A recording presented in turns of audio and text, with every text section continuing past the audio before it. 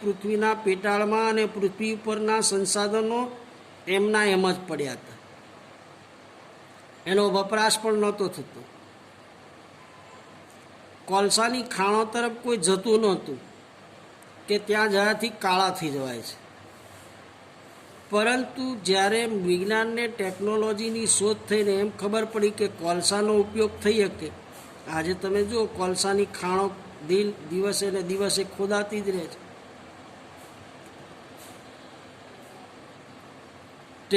વિજ્ઞાનને ટેકનોલોજીનો ઉપયોગ થયો અને વિશ્વમાં જે વસ્તી હતી એનો વિસ્ફોટ થયો. તમે જુઓ, જે વસ્તી હતી એનાથી 2-3 ગણી થઈ ગઈ. વસ્તી વધે એટલે વપરાશ પણ વધે. આપણા બાપ દાદાઓ જ્યાં જીવતા હતા એમની જરૂરિયાતો જુઓ કેટલી હતી. ઘરમાં લાઇટ નહોતી ને તોય ચલાવતા હતા.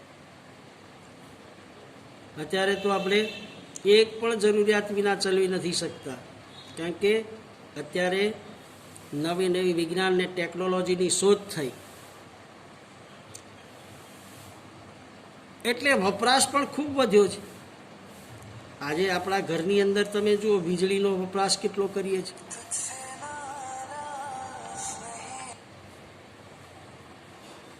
વીજળીનો બેફામ ઉપયોગ કરીએ છીએ, ખનિજ તેલનો બેફામ ઉપયોગ કરીએ છીએ. આમ તમે જુઓ તો આપણા જે સંસાધનો છે એના બેફામ ઉપયોગ કરી રહ્યા છે. અને આ બેફામ ઉપયોગ એના માઠા પરિણામો પણ ભોગવવા પડશે. જો વિજ્ઞાનને ટેકનોલોજીને કારણે રેલવે લાઈનો નાખવા, રોડ રસ્તા બનાવવા, બંધ બનાવવા, જંગલોનું નિકંદન કાઢી નાખ્યું અને જંગલો ઓછા થવાને કારણે અત્યારે આપણે પર્યાવરણની પરિસ્થિતિના માઠા પરિણામ ભોગવી રહ્યા છીએ.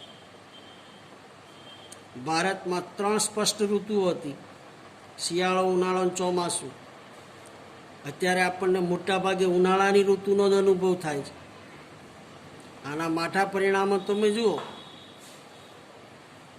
ધ્રુવો ઉપરના બરફ પીગળવા માંડ્યા, દરિયાની સપાટી ઊંચી આવવા માંડી અને હજુ તો આવનારા ભવિષ્યમાં આના ખૂબ માઠા પરિણામ ભોગવવાના છે.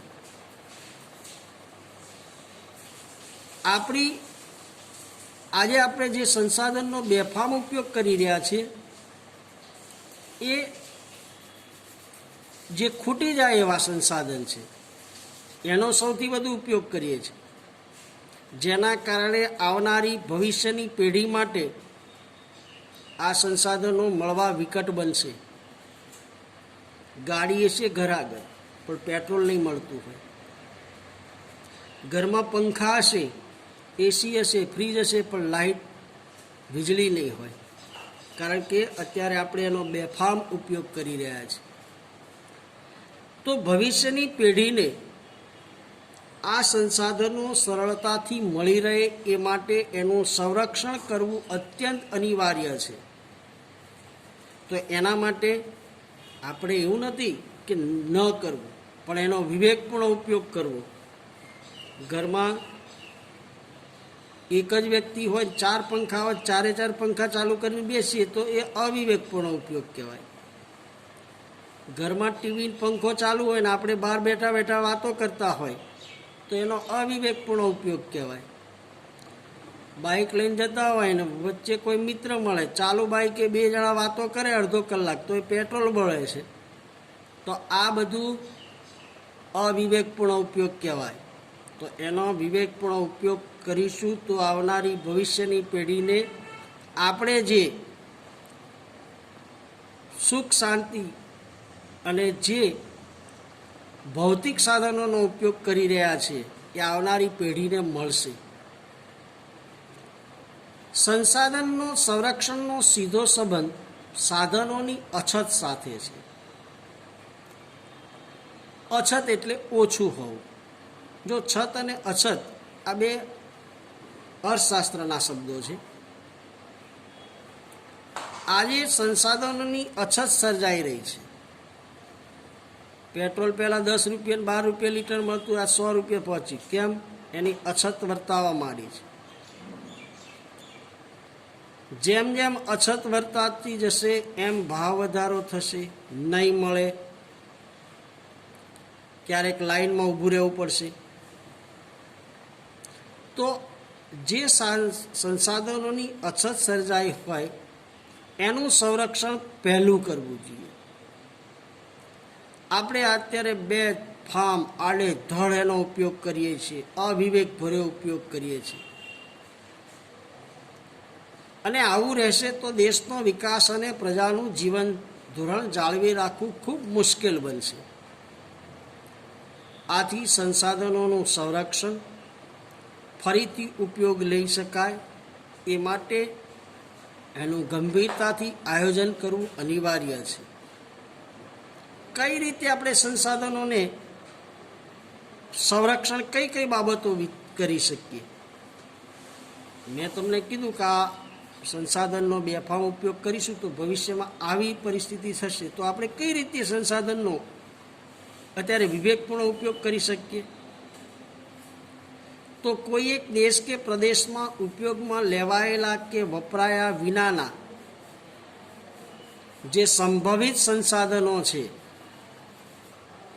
અત્યારે તમે જુઓ તો ભવિષ્યમાં ખનિજ તેલની અછત ના વર્તાય એટલા માટે ખનિજ તેલની શોધખોળ માટે અત્યારે શોધખોળ ચાલી રહી છે. જે વિસ્તારો એવા છે કે ત્યાં હજુ સંસાધનો ભરેલા પડ્યા છે, દરિયામાં પણ પડ્યા છે એવા, તો એની જાણકારી મેળવવી. જે સંસાધનો મર્યાદિત પ્રમાણમાં છે, જે ફરીથી નથી થવાના એટલે કે અનવીનીયકરણ છે, ખનિજ તેલ, કુદરતી ગેસ અને ખનિજો, જે ફરીથી પ્રાપ્ત થતા નથી કે બની શકતા નથી, એનો વૈજ્ઞાનિક ઢબે અનિવાર્ય હોય ત્યાં જ એને વાપરવા જોઈએ. જે સંસાધનનું પ્રમાણ વધારી શકાય હોય, સૌર શક્તિ, પવન શક્તિ, ઉર્જા શક્તિ, એનું પ્રમાણ વધારી શકાય, તો એના વિકાસ માટે સઘન પ્રયાસો કરવા જોઈએ.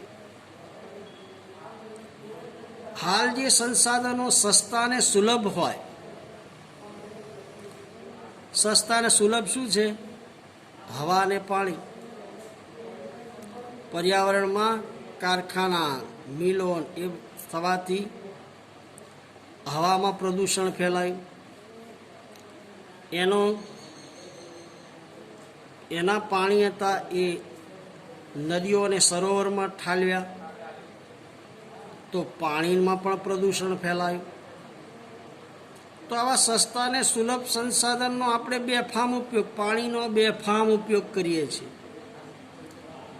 ભવિષ્યમાં એની જરૂરિયાત પડવાની છે, તો અત્યારથી આપણે કરકસરપૂર્વક ઉપયોગ કરવો જોઈએ, બેફામ ઉપયોગ ન કરવો જોઈએ. જે સંસાધનો મર્યાદિત છે એને જાળવી રાખવા જોઈએ.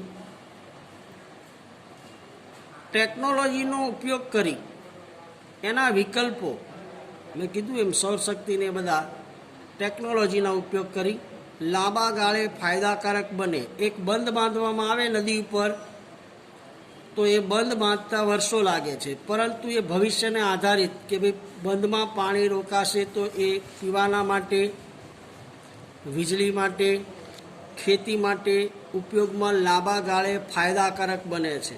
તો આવા વિકલ્પો શોધવા જોઈએ. સરકારે સંસાધનોના સંરક્ષણ માટે કાયદા અને નિયમો બનાવ્યા છે, એનો સખ્તાઈથી અમલ કરવો જોઈએ અને સંસાધનનો વિવેકપૂર્ણ ઉપયોગ સાથે સંકળાયેલી તમામ બાબતોથી નાગરિકો વાકેફ અને જનજાગૃતિ કેળવવી જોઈએ. વાત કરીશું આવા જ એક કુદરતી સંસાધન જેને કહીએ છીએ આપણે જમીન. જે જમીન ઉપર માનવી જન્મે છે, જીવે છે અને મૃત્યુ પામે છે. જે જમીન ઉપર સમગ્ર સજીવ સૃષ્ટિ જન્મે છે, વિસ્તરે છે અને જમીનમાં જ એ આખું જીવન ગુજારે છે. આપણે જમીન એટલે શું માનીએ છીએ? જમીન એટલે ખેડૂતો ખેતી કરવા જાય એને આપણે જમીન કહીએ છીએ.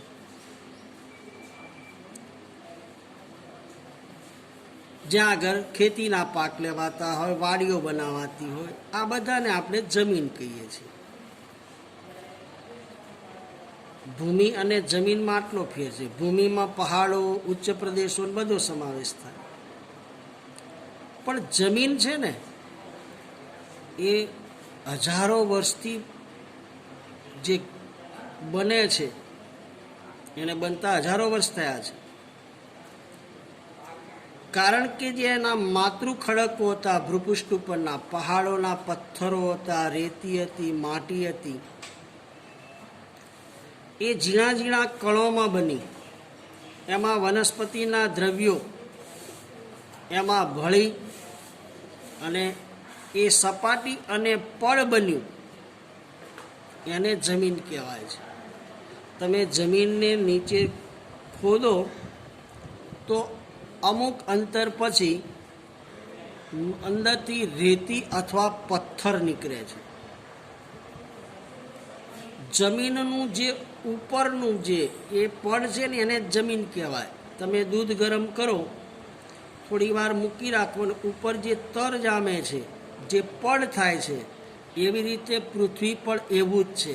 નીચે ધગધગતી લાવા છે અને ઉપર જે પડ છે, આ પડ છે ને એને જમીન કહેવાય. તો આપણે જમીન એટલે ભૂપૃષ્ઠ પરના માતૃખડક એટલે મૂળ ખડક, એના ઘસારાને કારણે એમાં વનસ્પતિ દ્રવ્યો ઉમેરાતા એમાં સપાટી અથવા તો પડ તૈયાર થાય છે, એને જમીન કહે છે. ઘસારો અને ધોવાણ પૃથ્વી પરની આ બે મોટી સમસ્યાઓ છે. સતત ઘસારો થવો, પહાડો હોય, પર્વતો હોય, એને સતત એની અંદરથી કણ છૂટા પડે. વહેતા પાણી અને પવનથી એક જગ્યાએથી બીજી જગ્યાએ સ્થળાંતર કરે એને ધોવાણ કહેવાય. એનો બારીક ભૂકો થાય. આ બારીક ભૂકામાં વનસ્પતિ અને જીવજંતુઓ અને વિઘટન કે સડવાથી બનેલી સેન્દ્રિય પદાર્થો. તમને એમ થાય વિઘટન ને સડવાથી બનેલો સેન્દ્રિય એટલે છાણિયું ખાતર તમે જોયું હશે, એ પશુઓના મળમૂત્ર નાખવામાં આવે, એ દિવસે દિવસ એ સડી જાય છે અને એમાંથી સેન્દ્રિય પદાર્થો બને છે. એ બધું એમાં ઉમેરાય. સેન્દ્રિય પદાર્થ યુક્ત બારીક કણોવાળો પોચો ખડક એટલે જમીન કહેવાય. પથ્થર હોય એને જમીન ના કહેવાય. જમીન એ પોચી હોય તો જ આપણે એમાં ખેતી કરી શકીએ. જમીનમાં સેન્દ્રિય પદાર્થ ભળેલા હોય, રણની જગ્યા રેતી હોય, એમાં કોઈ સેન્દ્રિય પદાર્થ નથી હોતી, ત્યાં ખેતી ના થઈ શકે. એને રણ કહેવાય, જમીન નથી કહેવાતી. એને જમીન કહેવાય છે પણ રણ પ્રકારની જમીન કહેવાય છે. તો આ રીતે પોચો ખડક બને એને જમીન કહેવાય છે. હવે જમીન નિર્માણની પ્રક્રિયા એના આધારે પ્રકારો પડે છે. જો જમીન બનવા માટે એક તો તાપમાનનો મોટો તફાવત, જ્યાં આગળ બહુ ગરમી પડે ત્યાં આગળ માતૃખડકો એનું વિઘટન થાય. ત્યાર પછી વરસાદ, હિમ એટલે કે બરફ, હવા, વનસ્પતિ, જીવજંતુ, આ પરિબળોની અસરથી માટીની નીચે રહેલા મૂળ ખડકો ખવાણ અને ધોવાણથી જમીનનું નિર્માણ કરે છે, જેમાં જૈવિક અવશેષો એટલે જીવજંતુઓની એમાં ભેજ હોય, હવા હોય, આ બધું જમીનમાં ભળેલું હોય.